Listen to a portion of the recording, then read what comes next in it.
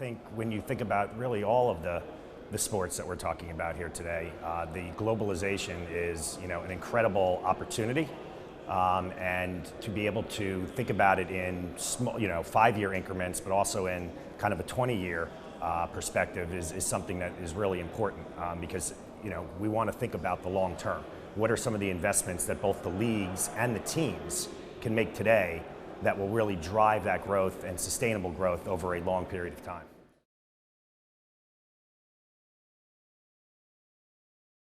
We spend a lot of time together, both as ownership and with our management teams.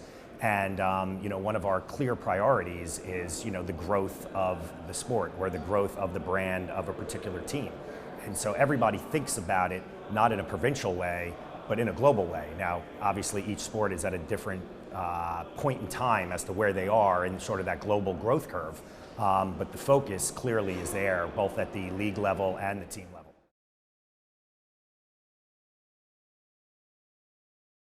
Really both. Because if you think about it, at its core, the more people that are excited about one's sport or one's team, right, the better, both again for the leagues and for the teams. And so it's both from a business perspective and a branding perspective, but yet at the same time, we want more and more of the youth around the world to be playing these sports. And a fandom often starts with somebody actually coming off of a hockey rink or coming off a basketball court, and the enjoyment that they have in that game will stay with them for their entire lives. So a lot is also about developing the youth and the curriculum around these sports across the globe.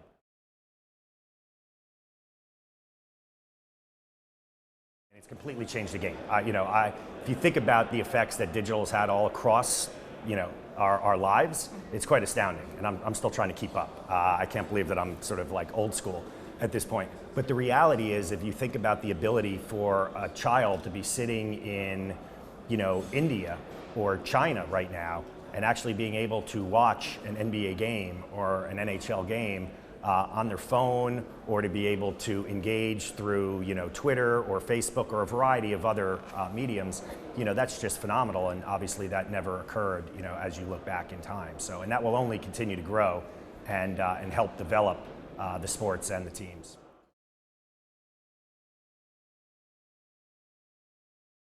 I think first and foremost, it's really a function of the leagues, right? And you're really trying to grow the sport and the excitement and the enthusiasm around the sport across the globe.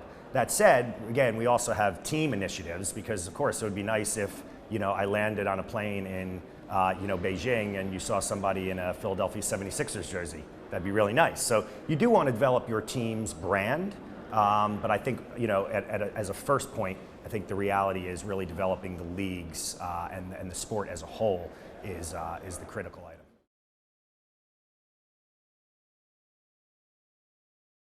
If you think about the tradition of the Philadelphia 76ers, I think it's an incredible brand.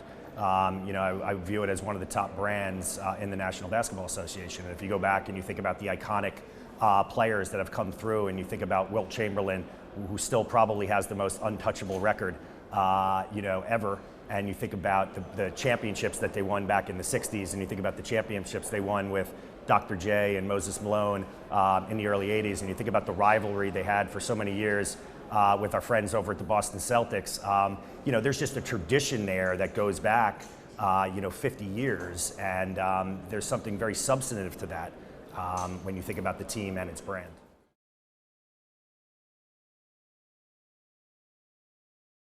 First off, a lot of people who work at the team are huge fans and have grown up, but certainly not all. And so I think there is a sense of pride, actually, about the traditions of the organization over 6 decades.